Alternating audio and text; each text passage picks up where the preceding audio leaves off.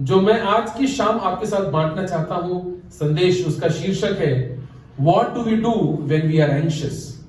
What do we do when we are anxious. जब हम बहुत परेशान होते हैं तो क्या करना चाहिए। Hallelujah. The world will give you solutions to anxiousness, but there is God's word that has a different set of solution for us when we are going through anxiety. Now we live in a stressful world. हम एक तनावपूर्ण संसार में और समाज में रहते हैं, and there are all kinds of pressure all around. हर प्रकार का दबाव, हर प्रकार का प्रेशर चारों तरफ है. There is family pressure, परिवार का प्रेशर होता है. There is professional pressure, हमारे कार्य के स्थान पर प्रेशर होता है और बड़ा ही मुश्किल होता है कभी कभी उसका सामना कर पाना. देयर इज फाइनेंशियल प्रेशर, आर्थिक समस्याएं होती हैं, एक बड़ी भारी मेजर प्रॉब्लम होती है आर्थिक समस्याएं. और इसीलिए मैं यंग कपल्स को हमेशा कहता हूं एक आंख पैसे पर होनी चाहिए. बहुत इंपॉर्टेंट है ये. एक आंख हमेशा पैसे पर होनी चाहिए.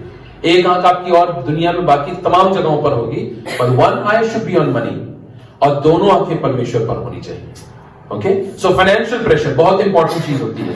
Then we have social pressure, सामाजिक परिस्थितियां होती हैं जो स्ट्रेस क्रिएट करती हैं, और क्या करें हम उसके लिए. Then we have political pressure. अब आप समझ रहे हैं मैं क्या कह रहा हूं. इस समय आप सोशल मीडिया उठा लीजिए, भरा हुआ है केवल news news news about the forthcoming elections. और प्रयागराज में भी चुनाव का एक माहौल बन चुका है, और there is political pressure all around. चारों तरफ वो राजनीतिक दबाव बनता चला जा रहा है. And then there is personal pressure, the pressure from within. आपका अपने ऊपर प्रेशर, हमें ये करना है, मुझे ये करना है, मुझे ये करना है, ये करना है, और ये तमाम. सो अलग अलग प्रकार के स्ट्रेसेस हैं, अलग अलग प्रकार के दबाव हैं, और इन सब दबाव में हम सब लोग जीते हैं. हम जाने या न जाने, जानते हुए या अनजाने में, कोई हमें बताए या ना बताए, ये समस्याएं हैं, ये प्रेशर्स हैं, ये दबाव है जिनका हम सामना करते हैं, और इसी में रहते हुए हम अपने जीवन में आगे बढ़ते हैं. Now as I said that when you look at these pressures from the world perspective, the world has many different solutions to it. But when you look at these pressures from God's perspective, then we have God's word which will give you solution to these problems. एक संसार का दृष्टिकोण है, एक परमेश्वर के वचन का दृष्टिकोण है, और ये दो दृष्टिकोण हमारे पास रहते हैं. और इंसान होने के नाते हम दोनों प्रकार के प्रेशर्स, दोनों प्रकार के दृष्टिकोण को हम देखते हैं, हम उसको समझते हैं, हम उसको एनालाइज करते हैं, और कभी समय पढ़ने पर हम संसार का दृष्टिकोण अपना लेते हैं, कभी समय पढ़ने पर हम परमेश्वर के वचन का दृष्टिकोण अपना लेते हैं. But let me tell you this evening, if there is one perspective which will give you the final solution, that is not the world's perspective. It is perspective from the word of God. परमेश्वर के वचन से जो हमको सलाह मिलती है, जो हमको परामर्श मिलता है, जो हमको सुझाव मिलता है, वो है जो हमको अंत में हर प्रकार के प्रेशर से और उनका सामना करने में वो हमारी सहायता कर सकता है. So I want to share with you three things what to do when you are going through anxiousness, and I'm speaking to myself even as I speak to you this evening. Three things which we need to do when we are going through the stresses of life. जीवन के अलग अलग प्रकार के दबाव में से गुजरते हुए हम क्या करें. तीन बातें मैं परमेश्वर के वचन में से आपके सामने रखना चाहता हूं. Number one, give your anxiety to God. मेरे साथ बोलिए, give your anxiety to God. अपने मुंह से बोलना बहुत जरूरी है. हे परमेश्वर, मैं अपनी सारी चिंताओं को तुझे सौंपता हूं. या I am giving my anxiety God into your hands. Now going through these life situations when we are surrounded on all sides by problems, we are very perplexed, we are very confused, we are very discouraged. हम बहुत उलझन में पड़ जाते हैं, हम बहुत चिंता में पड़ जाते हैं, हम बहुत निराश हो जाते हैं, हम बहुत परेशान हो जाते हैं जब चारों तरफ से ये प्रेशर्स हमारे ऊपर पड़ते हैं. हमको समझ में नहीं आता हम क्या करें. So sometimes we trust people around us to help us, और लोग हमारी मदद करते हैं, और हम इस बात के लिए परमेश्वर का धन्यवाद देते हैं. यदि कभी किसी ने आपकी मदद की हो तो परमेश्वर का धन्यवाद कीजिए उनके लिए. Because it is because of God that those people are able to help you. परमेश्वर की वजह से वो लोग आपकी सहायता करने पाए. We want to thank God for their help. लेकिन परेशानी क्या है? परेशानी ये है, man, human beings have limitations, और वो अपनी सीमाओं में ही आपकी मदद कर सकते हैं. इंसान की सीमाएं हैं. There are limitations to human help. और जब भी हम किसी इंसान से मदद प्राप्त करते हैं, करना चाहते हैं, वो मदद करते हैं, लेकिन उसकी एक सीमा होती है, एक लिमिटेशन होता है, उनकी मजबूरियां होती हैं, और उसके बाहर जाकर के वो आपकी मदद नहीं कर सकते. But there is one, एक है जिसका नाम यहोवा परमेश्वर है. जब आप उसके पास जाएंगे और जब आप उससे मदद मांगेंगे, जब आप अपनी समस्याओं उसके हाथ में सौंपेंगे, तो वो बिना सीमा के आपकी मदद करेगा. जानते हैं क्यों? क्योंकि वो स्वयं असीमित परमेश्वर है. Because God is an infinite God. You can not bind God. परमेश्वर को आप सीमित नहीं कर सकते. समय काल के खंड में उसको आप बांध नहीं सकते. वो असीमित परमेश्वर है. वो ओमनीपोटेंट परमेश्वर है. वो सर्व शक्तिमान परमेश्वर है, सर्वव्यापी परमेश्वर है, सर्वज्ञानी परमेश्वर है. इसीलिए जब वो आपकी मदद करेगा तो आपकी मदद अंत तक पहुंचा करके ले जाएगा. और जो हमारी आंखों ने नहीं देखा है, और जो हमारे कानों ने नहीं सुना है, और जो हमारे चित्त में नहीं आया है, ऐसे अजीबोगरीब काम परमेश्वर आपकी मदद में कर सकता है. गॉड, लिखा हुआ है पुराने नियम में, परमेश्वर अपने लोगों की सहायता करने में अपनी महिमा को प्रकट करता है. God manifests his glory in helping his people. लेकिन जानते हैं उसके लिए करना क्या होगा? अपनी समस्याओं को, अपनी एंजाइटी को परमेश्वर को सौंपना जरूरी है. वो आपके हाथ से नहीं ले लेगा. You have to give it to him. You have to give it to him. अपनी परेशानियों को, अपनी चिंताओं को, अपने बोझ को, अपने स्ट्रगल्स को, अपने प्रश्नों को give it to God. Give your anxieties to God. मेरे साथ निकालिए पहला पत्रस उसका 5वां अध्याय और उसका 7वां पद. और ये पद मेरी इसी बात को सिद्ध करने के लिए है कि बाइबल में भी यही बात लिखी है. पहला पत्रस उसका 5वां अध्याय और उसका 7वां पद. और यदि किसी के पास हिंदी बाइबल है तो जोर से इस पद को पढ़ दीजिएगा. Read it loud. और अपनी सारी चिंता, तो सुनिए मेरी बात. लुकिए एवरीबॉडी. अपनी सारी चिंता उसी पर डाल दो. या उसी सारी चिंता, आई एम एम्फसाइजिंग ऑन सारी चिंता, अर्थात हर प्रकार की चिंता. Social problem, professional problem, financial problem, personal problem, family problem, सारी चिंताओं को परमेश्वर पर डाल दो. आगे, क्योंकि उसको तुम्हारा ध्यान है. या क्योंकि उसको तुम्हारा ध्यान है. Cast all your burdens, the word says. Cast all your anxieties on him because he cares for you. Because he cares for you. उसको आपकी चिंता है. और ये शब्द जो है ना, ये वचन जो है, ये सांत्वना का और भरोसे का वचन है. A word of consolation and a word of trust. Cast all your anxieties upon God. Why? Because he cares for you. अपना सारा बोझ परमेश्वर पर डाल दो. अपनी सारी चिंताएं परमेश्वर पर डाल दो, क्योंकि उसको तुम्हारी चिंता है, उसको तुम्हारी फिक्र है. God cares for you. परमेश्वर आपकी चिंता करता है. आप उसके लिए जरूरी है. ये बात आप जानते हैं ना. You are important to God. आप परमेश्वर के लिए बेहद जरूरी है. आप इंसान के लिए जरूरी हो या ना हो, immaterial, you are important to God. आप परमेश्वर के लिए बेहद जरूरी है. He knows your problems. वो आपकी समस्याओं को जानता है. He knows what you need. Let me tell you this evening, you don't know what you need, but God knows what you need. आपको आपकी आवश्यकताओं के बारे में ज्ञान नहीं है. आप नहीं जानते कि आपकी असली में कौन सी बातें जो है आपकी आवश्यकता है, लेकिन परमेश्वर जानता है. God knows exactly what you need. He knows what you going through. आप किस परिस्थिति में से होकर गुजर रहे हैं, परमेश्वर उस बात को जानता है. He knows what is going on in your heart. आपके दिल में क्या चल रहा है, आपके मस्तिष्क में क्या चल रहा है, परमेश्वर उसको जानता है. And he is the one who can help you the best. उससे बेहतर आपकी मदद और कोई नहीं कर सकता. और मैं जानता हूं यहां जितने बैठे हैं, हम सब ने परमेश्वर की मदद को अनुभव किया है। Hallelujah. We are only witnesses of what God can do. We are testimonies of what God can do. आप और मैं परमेश्वर की उस भलाई और उस मदद के हम प्रमाण हैं। हम प्रमाण हैं उसका। वचन 121 हमारे मंदिर में पढ़ा गया। क्या लिखा हुआ है? मैं अपनी आंखें पर्वतों की ओर। जानते हैं बाइबल में पर्वत जो है परमेश्वर की उपस्थिति को दर्शाते हैं।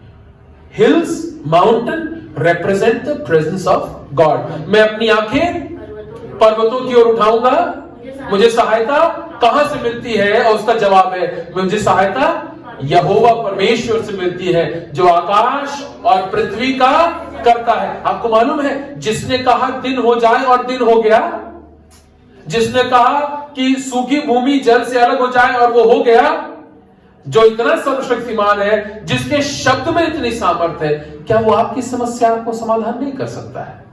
क्या वो नहीं कह सकता है कि ये समस्या अब समाप्त हो जाए? Yeah, he can do it. Of course he can do it. But you know what you have to do? Hand it over to God. And he is just waiting for that. पहला पत्रस 5वां अध्याय 7वें पद में लिखा है, Cast your burdens upon the Lord. Cast का मतलब जानते क्या होता है?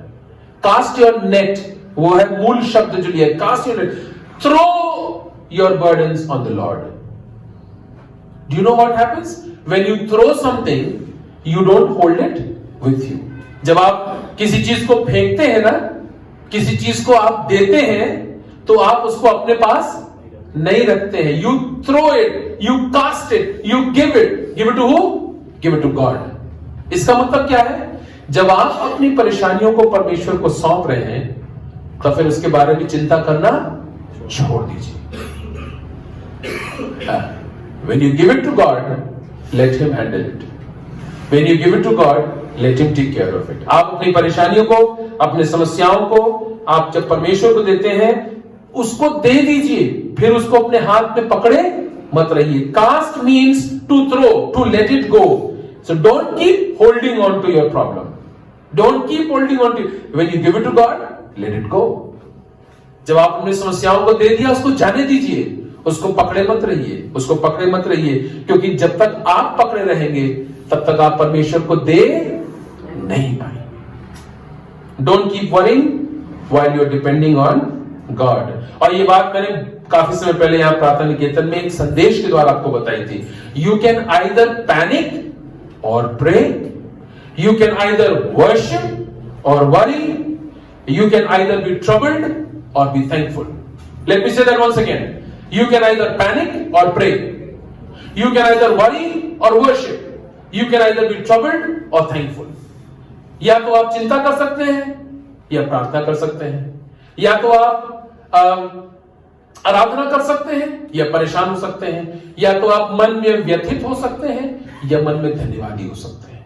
भजन 34 में लिखा है, मैं हर समय यहोवा को धन्य कहूंगा। इसका मतलब यह है हमारा धन्यवाद परिस्थितियों पर आधारित नहीं है, क्योंकि हर समय हमारी परिस्थितियां धन्यवाद देने वाली नहीं होती। तो अगर हर समय धन्यवाद देने वाली परिस्थिति नहीं है, तो हम हर समय धन्यवाद दें कैसे? इसका मतलब यह है हमारा धन्यवाद और हमारी परिस्थितियां आपस में एक साथ जुड़ी हुई नहीं है। Our circumstances are not connected to our thanksgiving. They are different. Thanksgiving जो शब्द है उसका अर्थ है परमेश्वर के अनुग्रह के लिए धन्यवाद देना। The word Eucharistia, from where the English word thanksgiving is taken, it means thanking God for grace, not for situations. परमेश्वर के अनुग्रह के लिए उसका धन्यवाद देना। So you can either panic or pray, you can either worry or worship, or you can either be troubled or be thankful. The choice is yours. The choice is yours. Number 2, what else to do when we are going through an anxious situation? Number 2, pray about your problem. Pray about your anxiety. Pray about your stress. Listen carefully. If your problem is worth thinking and worrying, it's worth praying for. If your problem is worth thinking and worrying about, then it's worth praying about. यदि आपकी चिंता, आपकी परेशानी के बारे में आप सोच रहे हैं और चिंता कर रहे हैं, इसका मतलब उसके लिए प्रार्थना करना बहुत जरूरी है। मेरी बात सुन रहे हैं ना? यदि आप अपनी समस्या के बारे में सोच रहे हैं और चिंतित हैं, इसका मतलब उसके बारे में प्रार्थना करना बेहद जरूर। So if you are thinking and worrying about it, ना स्टॉप थिंकिंग एंड वरिंग, बल्कि start praying about it. So start praying about your problem. We sometimes take the act of prayer for granted. प्रार्थना को या प्रार्थना के समय को कभी कभी हम बहुत हल्के में लेते हैं। आप जानते हैं what is prayer? What is prayer? Everybody knows what is prayer, right? What is prayer? Prayer is conversing with God, परमेश्वर के साथ वार्तालाप, बातचीत करना। बातचीत करना किससे बात कर रहे हैं आप? अपने बॉस से नहीं। किससे बात कर रहे हैं? परमेश्वर से। He is listening. Can you imagine that? आप प्रार्थना कर रहे हैं, आपका बगल वाला नहीं सुन रहा है, वो सो रहा है। कौन सुन रहा है? परमेश्वर। वो सुन रहा है, और तब भी हम प्रार्थना को इतना हल्के में लेते हैं। It is a very very serious thing. It is being in direct conversation with God. Nobody to intervene. बीच में हस्तक्षेप करने के लिए कोई नहीं। आप बोल रहे हैं और वो सुन रहा है। और जानते हैं, वो केवल सुन नहीं रहा है, वो जवाब भी दे रहा है। वो देगा नहीं, दे रहा है। It is a present continuous tense. He is not going to answer you, he is answering you. Take prayer very seriously. So if you have a problem and you are thinking about and worrying about the problem, might as well start praying about your problem. Why? Because when you pray, you are telling God what is happening with you. आप परमेश्वर को बता रहे हैं आपके साथ क्या हो रहा है. Instead of discussing your problems, instead of drawing people's attention to your problem, instead of trying to play the victim card, it is any day better to start praying about your problems. मेरे साथ निकालिएगा फिलिपियों के पत्री उसका 6वां अध्याय, 4वां अध्याय और उसका 6वां पद. Philippians, letter of Paul to Philippians chapter 4 and verse 6. Let's see what the word has to say here. जी हिंदी पढ़िएगा. किसी भी बात की चिंता मत करो. हाँ सुनिए मेरी बात को. किसी भी बात की चिंता मत करो. किसी भी बात की. जी आगे. परंतु हर एक बात में तुम्हारे निवेदन, प्रार्थना और विनती के द्वारा धन्यवाद के साथ परमेश्वर के सम्मुख उपस्थित किए जाए. तुम्हारे निवेदन, एक क्रम को समझिएगा, एक क्रम है यहाँ पर. तुम्हारे निवेदन, प्रार्थना और विनती के साथ धन्यवाद के द्वारा परमेश्वर के सम्मुख रखे जाए. इंग्लिश में लिखा हुआ है, do not be anxious about anything. Hallelujah. Are you listening? Do not be anxious about anything. So if there is anything which is causing you anxiety, stop being anxious about it. Listen, when you stop being anxious about it, then you can start praying about it. As long as you are anxious about it, you cannot pray about it. You cannot do both together. You should not do both together. दोनों चीजें आप नहीं कर सकते. आप जब तक चिंतित हैं तब तक प्रार्थना नहीं करेंगे. जब आपको प्रार्थना करना है तो चिंता करना छोड़ना पड़ेगा. दोनों काम एक साथ संभव नहीं है. इसीलिए फिलिपियों 4:6 में लिखा है, do not be anxious about anything but in every situation, हर परिस्थिति में क्या करो, by prayer and petition with thanksgiving present your request to God. With prayer and petition, with thanksgiving, put your anxieties and problems before God. So उसमें प्रार्थना है. When you are praying to God, उसमें प्रार्थना है, उसमें विनती है, उसमें धन्यवाद है, और तब उसमें तुम्हारे निवेदन है. प्रार्थना है, विनती है, धन्यवाद है, निवेदन है. और निवेदन सबसे आखिरी में. आपने क्रम समझा? प्रार्थना, विनती, धन्यवाद और तब निवेदन. हमारे प्रार्थनाओं में क्रम थोड़ा सा उल्टा रहता है. हमारी प्रार्थनाएं निवेदन से ही शुरू होती हैं और निवेदन पर ही खत्म हो जाती हैं.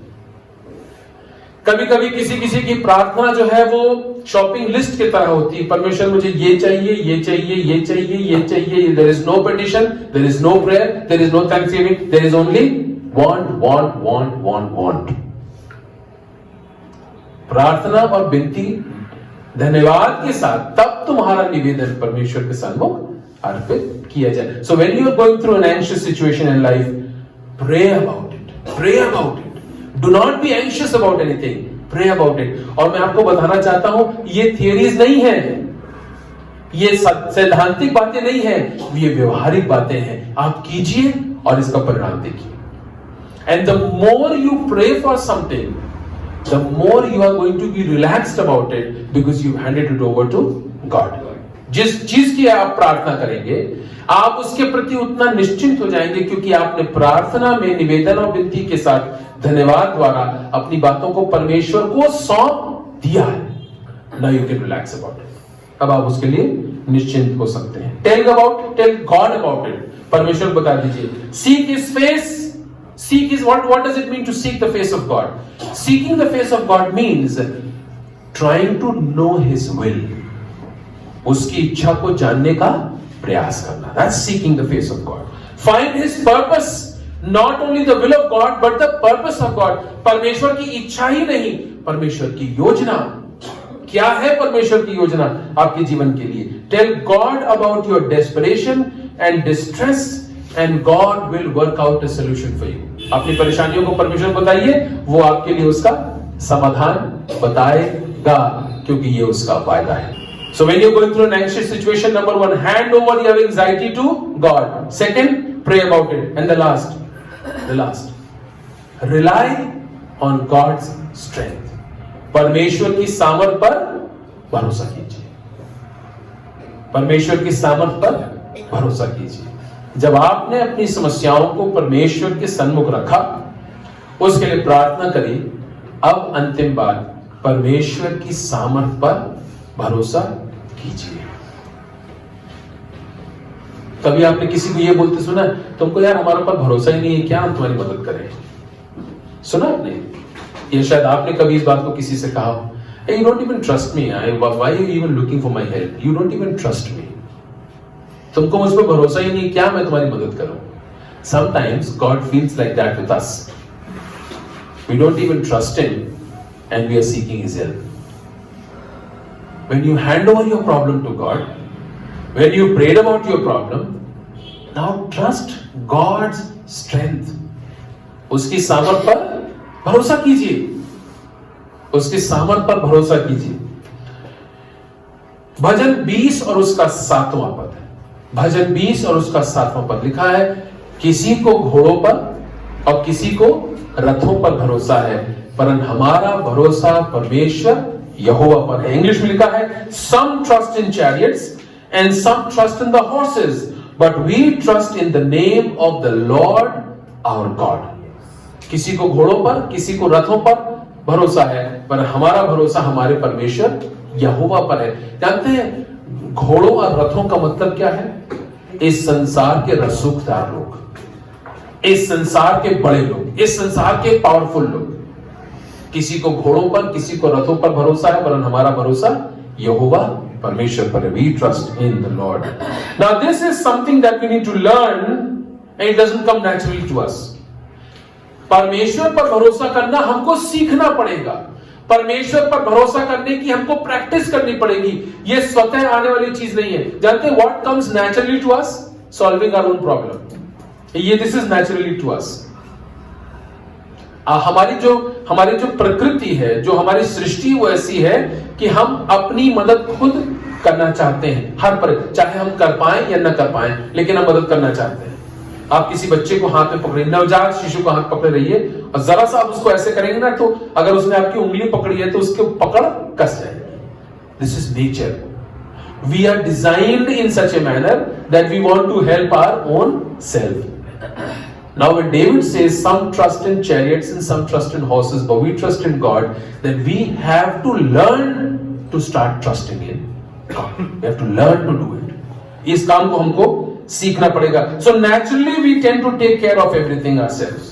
It is an inherent characteristic of all human beings that we need to, we try to take care of ourselves. But this is what we need to learn, to trust God. Seek His face, seek His will, seek His purpose. परमेश्वर पर भरोसा करना और सारी बातों को परमेश्वर के हाथ में सौंप देना. ये हमको सीखना पड़ेगा और ये अभ्यास से आता है. It comes with practice. जानते कैसे होगा? आप एक बात को परमेश्वर के हाथ में सौंपेंगे, परमेश्वर उसका परिणाम आपको देगा. फिर आप अगली समस्या को सौंपेंगे और कहेंगे प्रभु ये पिछली वाली से ज्यादा थोड़ा सीरियस है, थोड़ा सा देख लीजिएगा. And then God will take care. और तो फिर तीसरी थोड़ी सी और गंभीर समस्या, और फिर चौथी.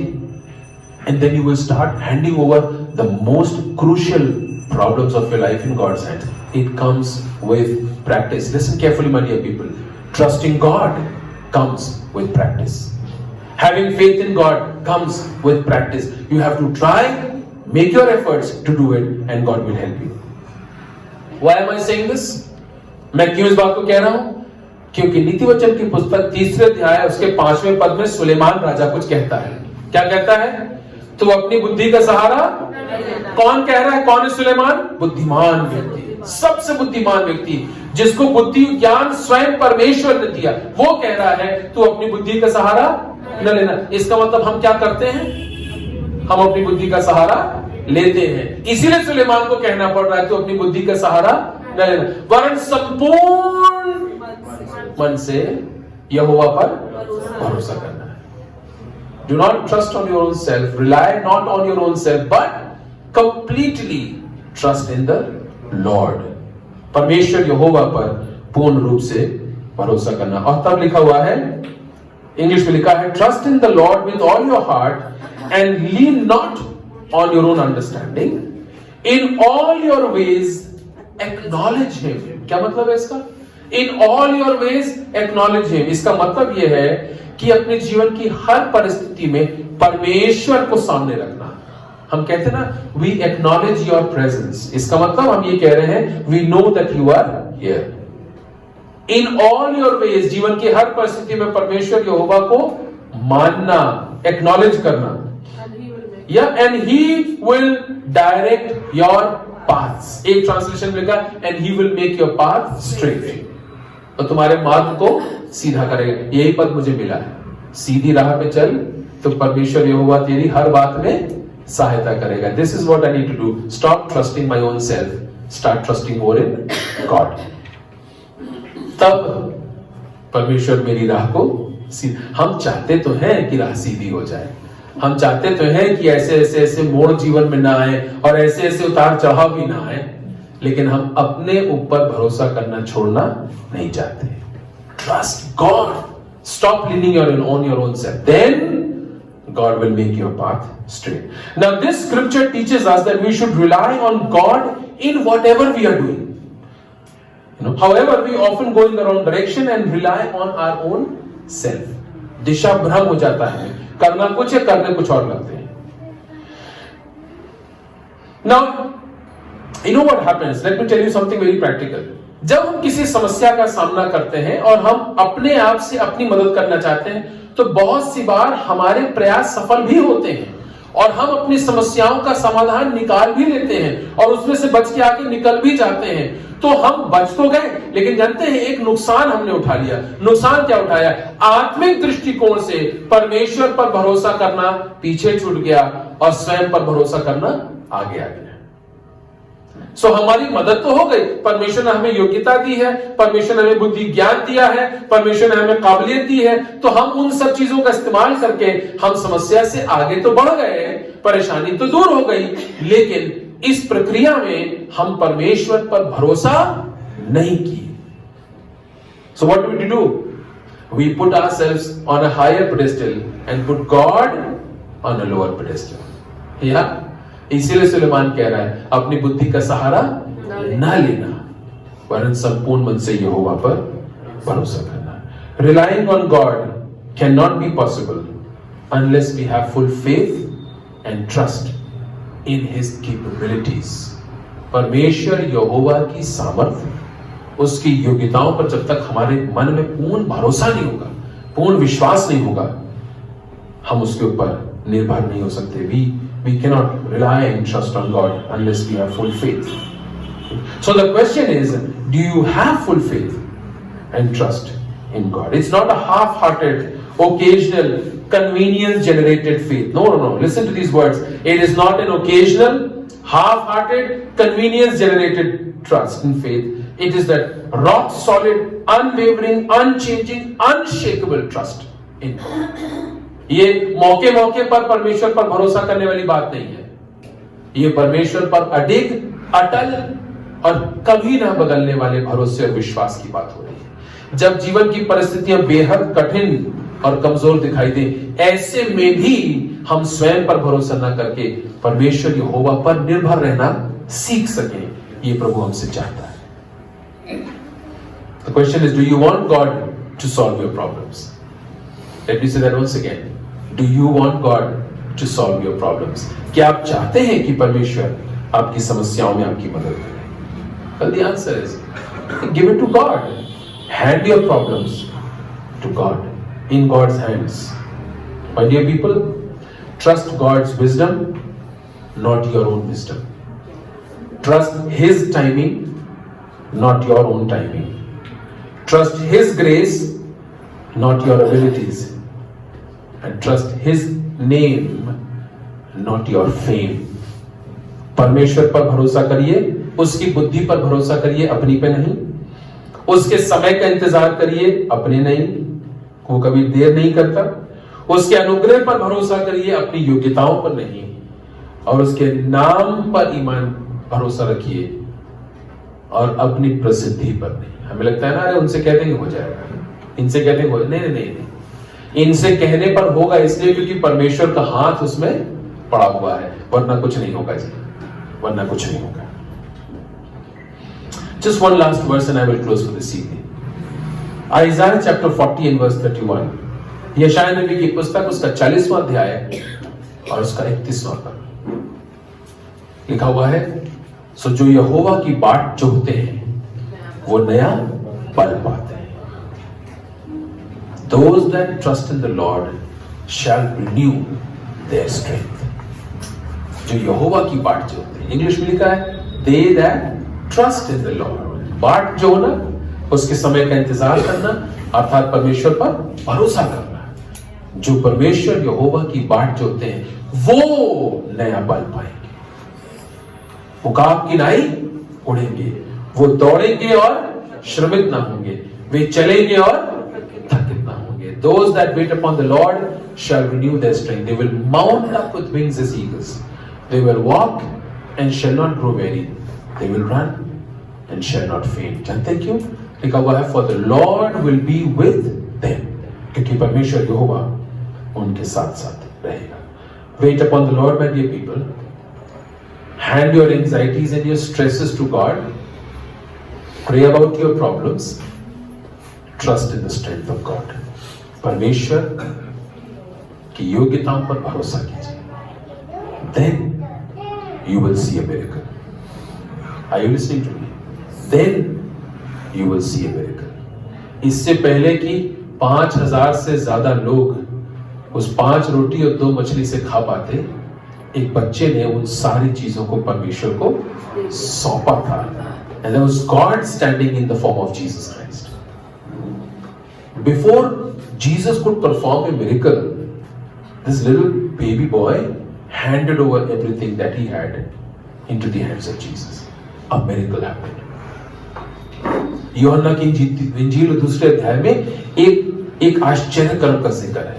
दाखरस कम हो गया, खत्म हो गया, क्या करें? यीशु मसीह की माता ने कहा जैसा वो कहे वैसा ही करना. और जो यीशु मसीह ने कहा वैसा वैसा लोगों ने किया और एक आश्चर्य कर्म हुआ. अगर आप अपने जीवन में आश्चर्य कर्म देखना चाहते हैं, इससे पहले कि आश्चर्य कर्म हो, भरोसा होना चाहिए, विश्वास होना चाहिए, परमेश्वर की योग्यताओं पर भरोसा करना सीखना होगा. If you want to see a miracle in your life, my dear people, hand your problems to God, pray about your problems, and then trust in God's strength, and you will see a miracle in your life.